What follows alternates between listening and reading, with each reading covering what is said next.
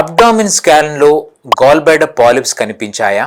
వెంటనే ఆపరేషన్ అవసరం ఉండదు. గాల్ బ్లాడర్ పాలిప్స్ చాలా సందర్భాల్లో హానికరం కాదు.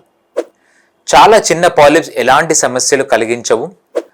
ఆపరేషన్ ఎప్పుడు అవసరం అంటే పాలిప్ సైజు 10 mm కంటే ఎక్కువ సైజు ఉంటే, లేదా పాలిప్ వేగంగా సైజు పెరుగుతున్నట్లయితే, లేదా వయసు 50 ఏళ్ళు దాటిన వాళ్ళలో, లేదా గాల్ స్టోన్స్తో కూడా పాలిప్స్ కలిసి ఉంటే, లేదా గాల్ స్టోన్స్తో పాటు పాలిప్స్ ఉండి నొప్పి కలిగితే మాత్రము వీటికి ఆపరేషన్ చేయాల్సి ఉంటుంది.